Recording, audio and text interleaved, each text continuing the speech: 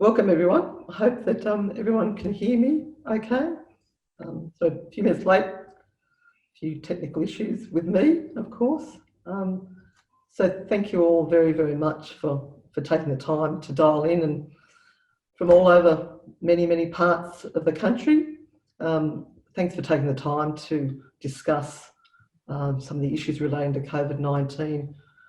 I know that we're all very aware of the significant impact that's happening right across the country in the water industry. And just to give you a bit of a snapshot of what we want to do for the next hour, as you probably or hopefully are all aware, that AWA is a member of an industry working group that has been set up to feed into the COVID-19 Commission and the National Cabinet. And I'm going to get Jonathan to explain the structure and details of that a little bit in a minute or two. But just today, I want to talk about that we want to have an open discussion with you and to facilitate some of the industry's view on various things that we can utilise then to feed back to the government working party, both for things that are happening now and also into the next phases as we go through recovery phases. You're probably already aware that we have set up a member feedback section on the AWA website, and we've already received a number of submissions on that website about things that are going on with people, issues, good and bad, as well as some really positive suggestions about things moving forward. So I thank you all that have put in submissions there, and I really encourage, as we go through, even after today, and as we go through over the next weeks, possibly months, I would say, I'd encourage you all to put your ideas and suggestions through that mechanism as we all work through all the different issues. The only way that we're really going to be able to gain maximum opportunities for the water sector is if we all share and connect together, so that we can actually get a good dialogue into the government channels. So just a quick format for today. We have one hour till 1 o'clock, and after Jonathan gives you a little bit of background details on the COVID working party, I'll invite questions or comments, issues. If we don't get any questions, I'll start some of the commentary regarding some of the feedback we've been requested from the working party, and we'll see how we go. My apologies, this is the first time I've chaired a session like this, so my apologies if I stuff up well and truly somewhere along the way here. I've got some great backup support with Kirsty and Katie from AWA. So over to you, Jonathan. Thank you, Carmel, and good morning, everyone. Thank you very much for spending a bit of time with us, going through some very important developments as the water industry responds to the many challenges that we're all facing with COVID-19. Structure, and then talk a little bit more about the COVID-19 working group and the activities that the Commission itself is going to undertake, or has already commenced undertaking, and its role. So let me just go to the governance structure. The COVID-19 Coordination Commission was established by the Prime Minister in March, and its principal role is to advise government on the practical implications from an industrial or industry perspective as we go through this difficult period of restrictions. But more importantly, the main role of the Commission is to advise the government, and that's the National Cabinet, on measures that industry feels should be taken, and feedback from industry about what measures can be taken to reboot the Australian economy as we move out of the many restrictions that the country's placed in at the moment. And therein lies a very significant opportunity for the water sector to have its voice heard at the National Cabinet level. The working group that Carmel and I sit on is a group that's called the Utility Stream, and it reports into the Commission itself, and the Commission meets on Thursdays every week. So as a working group, we're meeting on Wednesdays and then having our inputs fed into the Commission, and then the Commission reports to the National Cabinet every week. So it's a direct line of communication from the water sector through the Commission into the National Cabinet, which is, as we all know, a very unusual beast in the sense that it's normally only brought together in times of war, where we have a united cabinet chaired by the Prime Minister and involving every Premier or Chief Minister from the territories and the states. Now, back on the Utilities Advisory stream, who sits on it? Who are we? Well, it's a group of people chaired by Chris Campbell, who's the CEO of Citywide. We have Kushla Munro, who is the Executive Director of Energies, Utilities and Resources within the Department of Prime Minister and Cabinet. Mary Cole-Levy is the Assistant Secretary of the Department of Agriculture, Water and Environment. Adam Sincock also with that department. And we have James White and Alison Reeve from the Department of Prime Minister and Cabinet. Carmel is Chair of AWA, myself. Adam Lovell, our colleague from WASA. Adrian Beresford-Wiley from the Australian Local Government Association. And Scott Connolly, the Assistant Secretary of the ACTU. So that's the working group that sit on this panel who advises the Commission itself. Now, when we look at the Commission's work, I'm going to try and capture these in three principal phases of its work. The first phase, which is what we're in at the moment, is the respond and react during the many restrictions that we've got in place at the moment. And as members would be aware, we've gone out to our members over the Easter break, seeking some feedback on what impacts you're all receiving and how social distancing as a measure is actually practically able to function across the water sector. And also some classifications around essential services work. So thank you for your feedback on those matters which have been fed into the Commission. Last Friday, we sent out to all members a request for further feedback on projects or work that has been delayed and could be continued or even fast-tracked under the current restrictions that we're all operating within. And the government here is very much looking to maintain maximum employment across the industries, particularly, well, obviously in our water sector, and any information that we can provide through the Commission to the National Cabinet to help unlock those employment opportunities is what they're looking for. So I'll call that phase one, respond and react. Phase two of the Commission's work is what I was referring to earlier as rebooting the economy as the COVID-19 restrictions are lifted. And I'll come back to this in a little bit more detail in a second.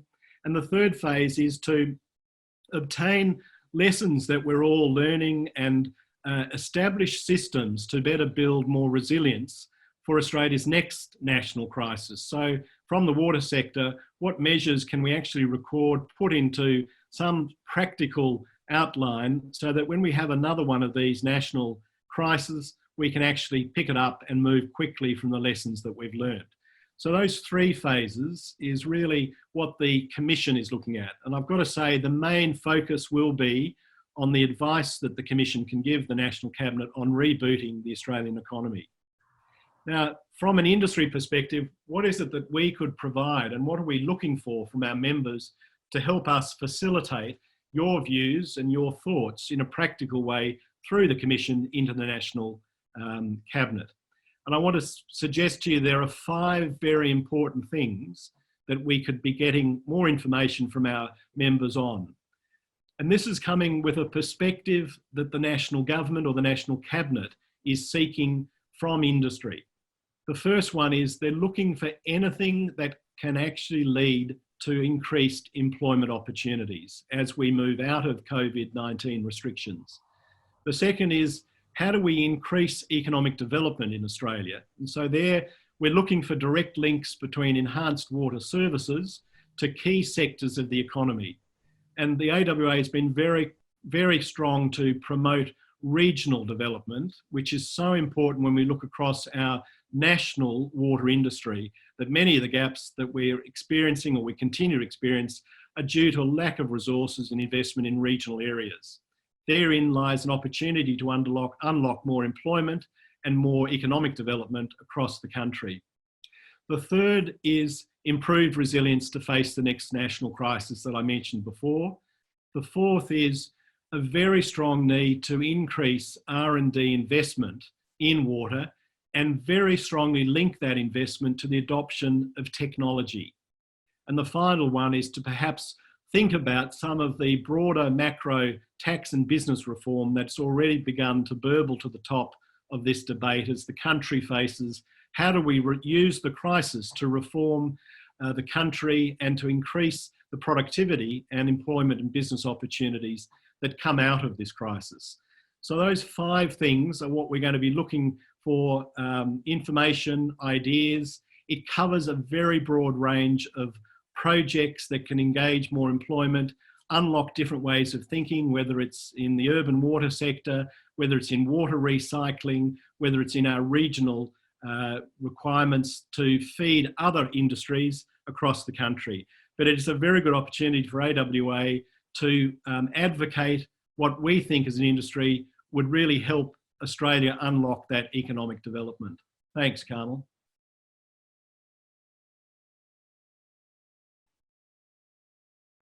Thanks, Jonathan. So, I mean, that gives you all a very broad brush overview of the things that we're looking at and seeking from you.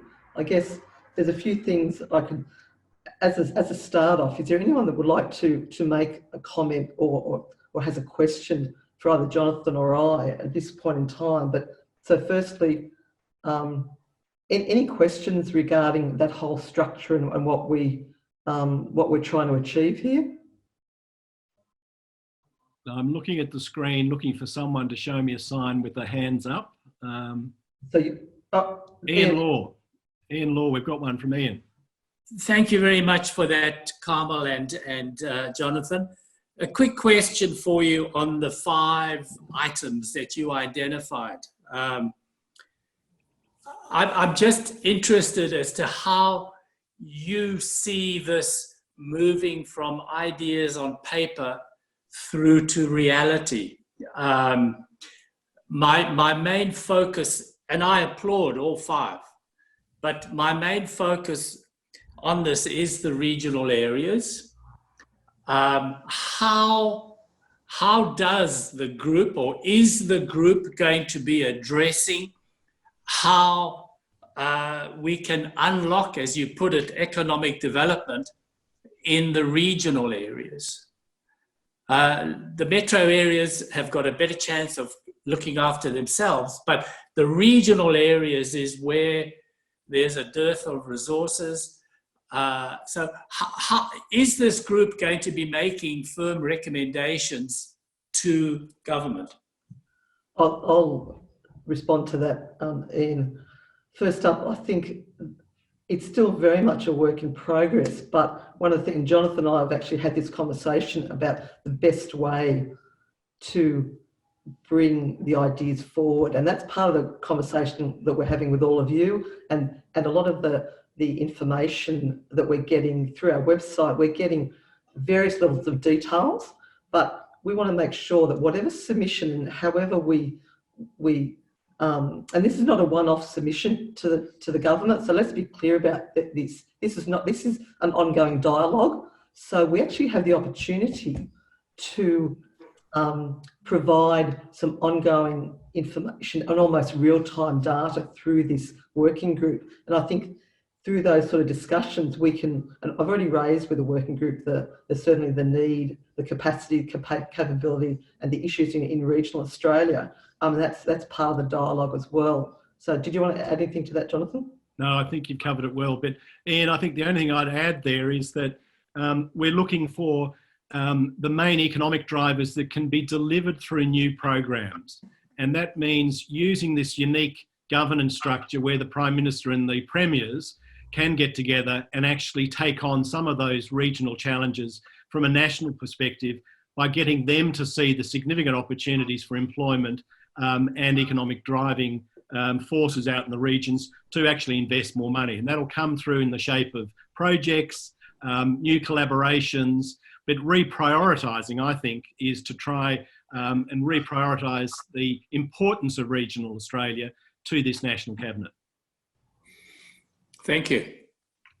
Any other hands up with questions at this point in time? I've got one from Joey Locke. Hi, Carmel, Jonathan. Thanks for facilitating this session. I really like the approach with the 5 points.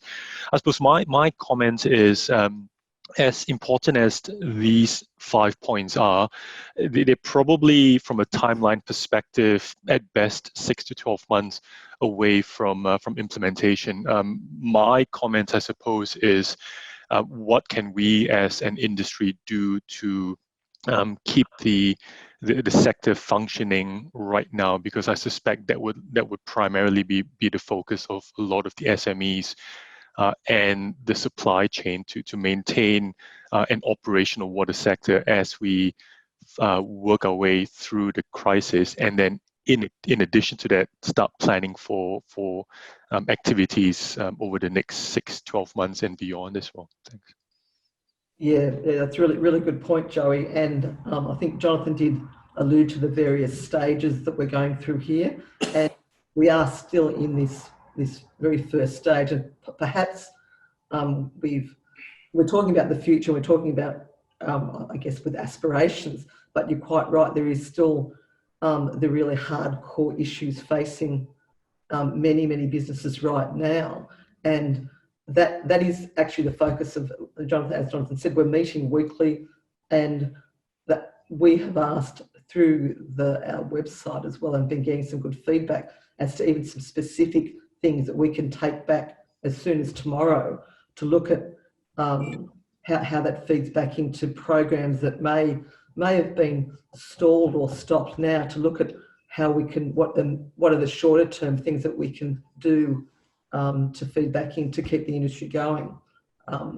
Jonathan, have you got anything to add there? No, you just hit it. We're getting a lot of feedback, as Carmel said, of very precise examples, Joey, of where projects have been stalled or stopped. And the government is really looking for details of these so that anything that can be done now under the restrictions are progressed and are perhaps even fast-tracked to maintain that maximum level of employment. And they're very, as we are, as AWA, we're very concerned about the impact this is having on the SMEs. Our very large utility members have got challenges, of course, but they've got a survival that's guaranteed. We're just worried about our SME members. And for that reason, we're looking for examples that we can present to get the COVID Commission to be recommending that these sorts of projects be fast-tracked. Thank you. I think someone else had their hand up. Yeah, it's Wayne Deemer here. How are you? Yeah, Wayne, thanks very much for putting this on. I'm just interested in just following on from some of that regional work, but also some of the work that could be done in some of the remote communities, in, like Northern Territory, Western Australia, parts of Queensland, for example, South Australia, of course. But there's programs that could be put in place where we can get water treatment plants out to these areas, and one that will help close the gap, as they say, and from some of these health issues that are happening in some of these remote areas. Now, the opportunity, it's a golden opportunity for us to be rolling out this program, and not only will it have short-term, good things short-term, where you can provide employment as well, but it also long-term can have health benefits into these communities. And I really think this is a golden opportunity the government should just jump on and really get something happening. Mm. I absolutely agree with you, Wayne. Absolutely. And what part of the objective of having a discussion like this is exactly that premise. And what we really need is, because I could even make those generic comments to government now. What we're really looking for as well is programs, not necessarily one specific program, but certainly programs that you all may be aware of, that have been in the pipeline, that are perhaps have been stalled, things that may have, that all our members have got the intelligence on, that we can lay on the table to the government, to the working party, so that we've got some real-time, real information that we can then evolve that into real economic benefit. So we absolutely agree with all the premises that you've said, and we would really like to get some real intelligence from our members to be able to feed something through. And I'm not saying, and let's be clear too, this is not a poll about picking winners or anything. This is trying to actually come up with some strategic frameworks and some strategic programs with some justification so that that can feed through to the decision makers, but that we as a sector can demonstrate that we've got a lot of the background knowledge, we've got the background intelligence, and this is an opportunity to really, really put that on the table. So that's what I'm really seeking from everyone, that really that feedback that we can really put on the table. Now we've got 2 more hands up. We can see we've got opportunity to bring our West Australians in. Garth, over to you. Oh, hello. Hopefully you can hear me now. One of the things that I keep thinking about with lots of these responses is that there are a lot of things we can do now that can be accelerated or can actually still be done on the current restrictions. So what I'd like to think is that as we start talking about the programs of works or activities that can be rolled out, that they're actually done or talked about in a way where, maybe it's a silly example, I guess, in some respects, but change a water meter. You need one person to change a water meter. So social isolation is perfectly in place for that. Maybe for a large pump station upgrade, maybe that's not exactly going to fit in, but you can manage the risks in a slightly different way. So it'd be really good if we can talk about the response today, or the economic stimulus today. So we ramp down the isolation component, and we ramp up the economic response, so that it's not all just now it's a free for all, because then there's a lot of things we can do today. We can do the procurement processes, we can do the front end engineering. There's a lot of activities that we can do now to set ourselves up. So I'd like to think that those activities commence now, and it allows an orderly response rather than everybody trying to rush at once in a recovery sense. So obviously everybody's going to have an input, but I think they're good ways of thinking about how we can respond as well. Yeah, no, I agree, Garth, and we have already commenced that discussion with the working group to say that that's one of the things that we've already put on the table, to say there are some long-term projects here, but there's also a lot of work that can be done right now, and we need to be able to facilitate that going forward. Now let's have a look if there are any. Yes, there's another. No. Is it GDINSE? Yeah, it's Gary. Gary. Hi, Carmel and Jonathan. I have something that I brought up last week on the response. I've been working on a project which is for the stage 2 of the Sydney desal project, which was being fast-tracked. The tenders had to be in by the end of, I think it was April. As of last week, that's been postponed.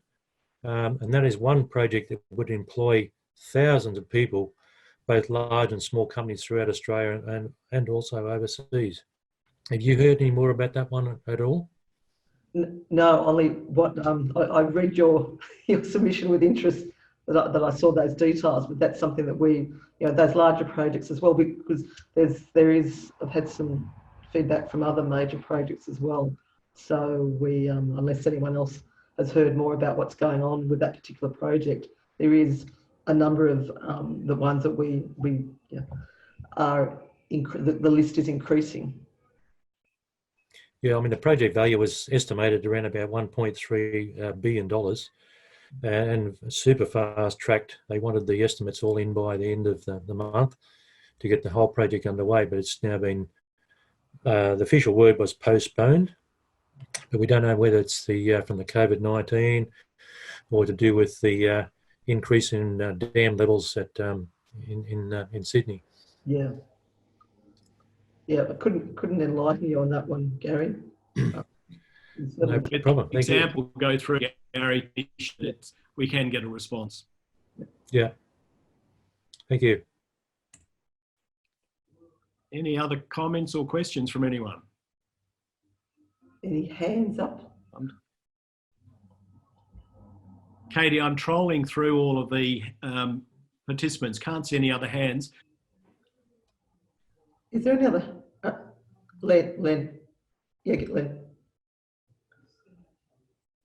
Can you One of unmute? those main points. We are an SME, and we're right in the hot seat as an operating company at the moment, facing the issues that the government's addressing.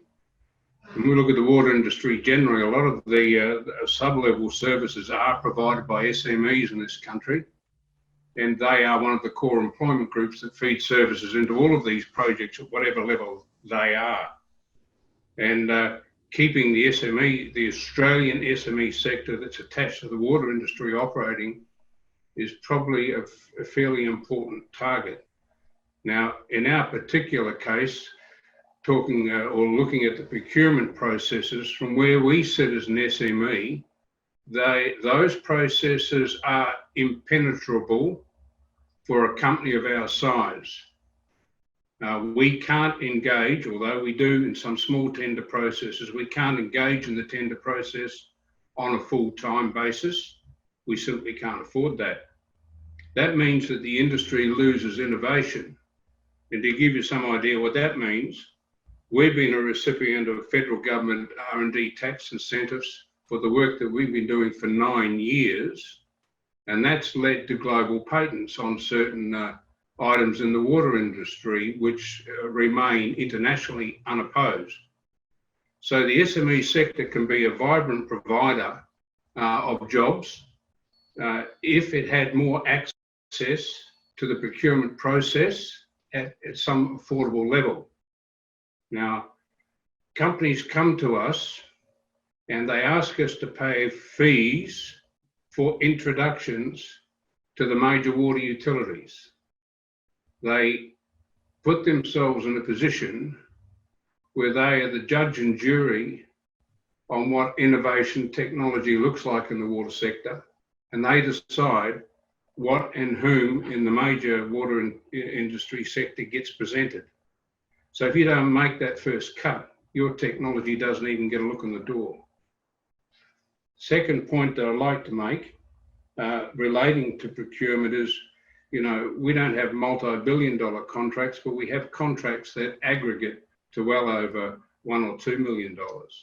Now, we have seen those contracts and contract extensions stalled, not by the operational side of the water utility industry, but by the budgeting side of the industry, which has suddenly had a huge scare relating to its own internal cash flows.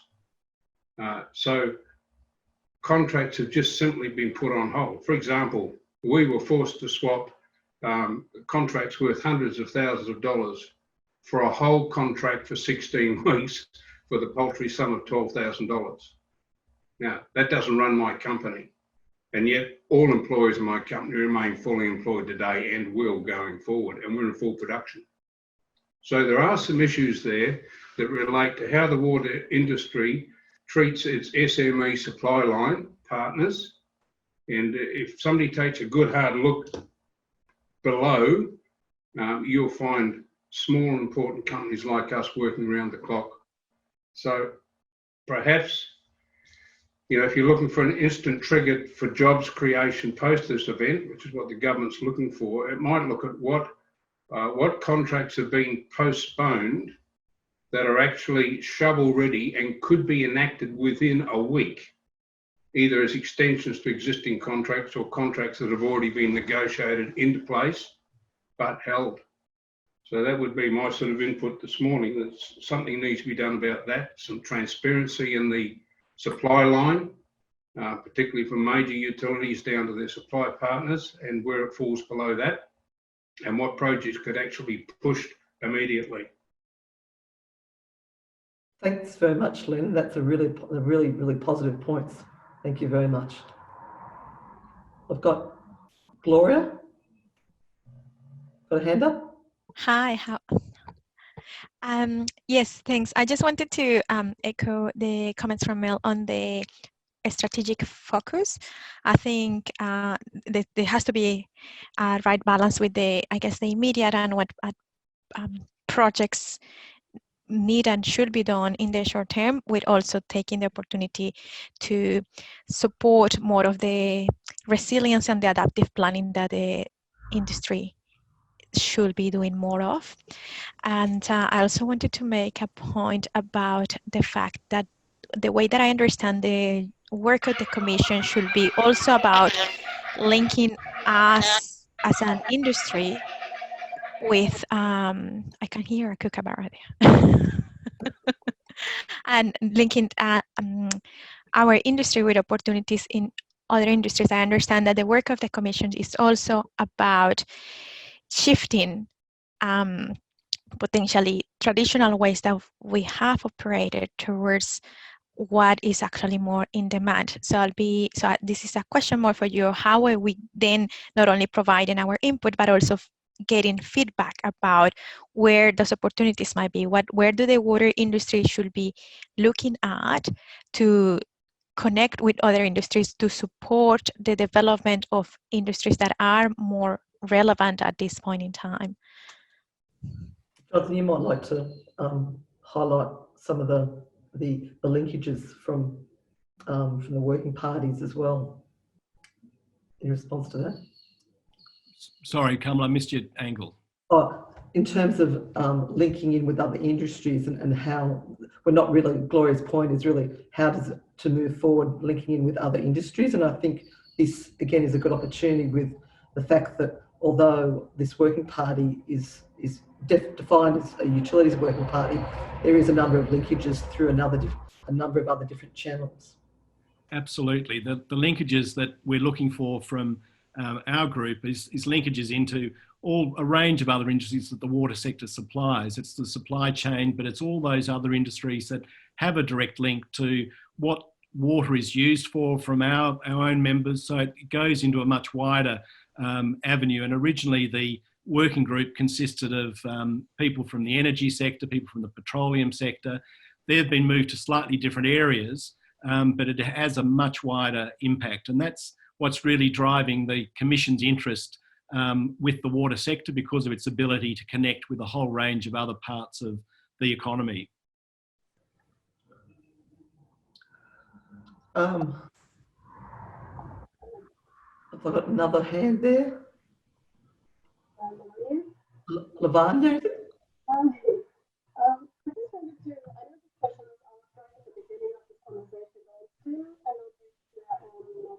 We're having a bit of trouble hearing you there, Lavanya.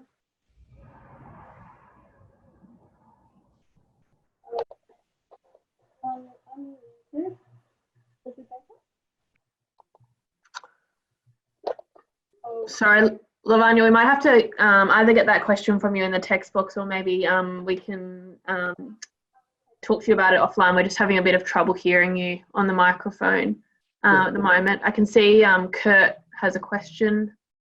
Or comment. We'll go to you, Kurt. Okay, can you hear me okay? Yeah, we can hear you.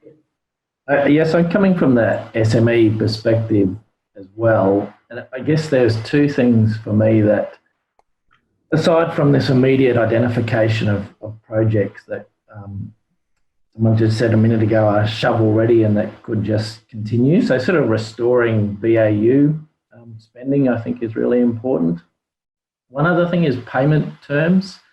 So as an SME, we have a very large utility client at the moment that regularly pays their invoices between 30 and 60 days after they're submitted, which I think is appalling anyway, but something that would, even if it's on a temporary basis, reduce payment terms in the sector from utility and local government to a much lower number. I'm kind of thinking 7 days wouldn't be unreasonable. And that could be a government mandate. I don't see why that couldn't be rolled out quickly. And the second thing is pretty much all of the comms we've got so far are focused on what utility customers, or what utilities are doing and what the sector's doing in terms of giving people relief from paying their water and wastewater bills. I haven't seen one bit of correspondence from WASA, AWA, or any of our utility customers on what they're doing to support their supply chain. So I'd like to see, when I see another one of those emails come through that says, oh, look, you can get relief from paying your water and wastewater bill, I think great. That will make absolutely zero difference to our business. So yeah, some more regular comms at a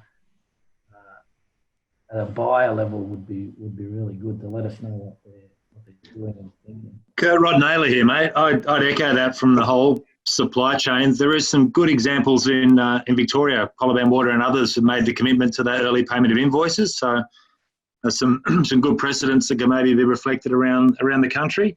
But just coming off a call with our guys as well, right around the country, we're not seeing that representation, that understanding from the supply chain about what it's going to take to keep people working, and particularly if you put it in a context of the potential for stimulus, if those shovel-ready projects get approval and push on, ensuring that we've got the latent capability to actually drive that forward so that we can get the money spent and provide the economic stimulus and support to the regions that people are aspiring to.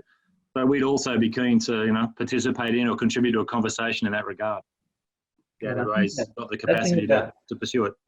That thing about Colaban Water, they've got some good PR, because I don't know who drove that decision around paying invoices that they had ready to pay, but that's spread through the whole sector. And the only example I know of where a utility's taken some sort of proactive response. Commitment. Yeah, good on them. Good on that. Maybe some more Victorians can comment. Obviously not. Luke Duplessis from South Gippsland Water. That's a state initiative that was all Victorian water corporations are paying, endeavouring to pay within 5 business days, exactly for the reasons just stated. So it sounds like that hasn't been communicated very well by the sound of it. That's a statewide initiative. Yep. Yes, maybe that's a point that we can take up with WASRA as well. Yep. Yeah. Thanks for that. Excellent points. Glenn, we've got another one from you.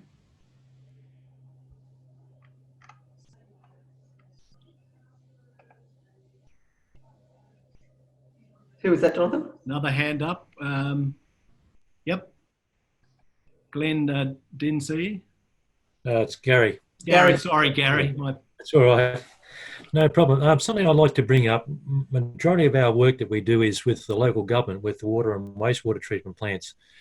And I've noticed in the last few years, every time I go to a water conference or a treatment plant, the average age of most of these places and the councils is 55 plus. And we're losing a lot of knowledge in the industry. We need to do a lot more education and try and do a big drive to get people into our water industry, because we're not going to have any skills around within the next 5, 10, 15 years. And that includes myself. Absolutely agree with you, Gary. And that is another point that's been raised with us, and part of some of the submissions that we were putting in revolves around those issues as well. And what's the remedy for that? Is there an opportunity to stimulate some spending on support for training and employment for apprentices or cadets, perhaps, to say in order to give some people some work in the bush, there's a chance for educational support, perhaps the next 12, 18 months, 2 years, to help with the succession. I'm not sure what government's up to spend it on, but if you don't ask, you don't get. As an industry, maybe we should ask. Thanks for that, Rod. I've got Len, you've got your hand up. Manufacturer and running supply lines out of a number of countries around the world. We know what damage has been done to the supply line systems, and even though we may now be considering what can be done in order to move shovel-ready projects up to the front, the supply lines that feed the bits and pieces into those projects are severely damaged. And I know in our case, some of our factories will not recover at all overseas. They've shut down completely. They'll never come back. So in our case, that means, for example, when things come back to normal, we have to go through this horrible process of trying to rebuild supply lines with companies we've never dealt with before, just for parts, for electronic parts, for simple things, small valves, things like that. Things that we have taken for granted as being freely available. Suddenly they're not. And some of these parts and supply lines can have a major impact on any project. And I don't know whether anybody's actually looking hard at the risk analysis side of getting some of these projects moving, because they can stall for reasons that nobody ever anticipated. And I think, in my own case, from my own company's point of view, that's going to be the situation for a year or more once we get back to business as normal, if there's such a thing. Yeah, thanks, Len. Point well taken. Is there any other hands up at the moment? I know we've only got 2 minutes left to go. Lavanya just has typed her question there. She just wanted to understand the line of sight of implementation. The projects and SMEs work identified through this group from individual areas will be fed at a national level, but how will it get required traction back to the national to local level? You might want to, Jonathan, I've had a long conversation about this. Well, the mechanism we've got, Lavanya, is to give these examples to the Commission, and the Commission then takes it to the National Cabinet, and that National Cabinet will sit the Premiers and their advisors behind it. And what we're finding is, just like with our own working group, where you've got about 6 senior members of the Department of Prime Minister and Cabinet and Department of Water, they have their principal advisors and bureaucrats around them, and that's the way it filters back down, Lavanya. That's what we want to hear. We want to see how much traction comes from it. Our job is to get these examples to them so they can actually be identified and then fed back down in through the states into local government. But that's probably the next phase, Lavanya. We'll see what happens, but our task is now to get these examples straight through to the Commission that is then shared at the National Cabinet.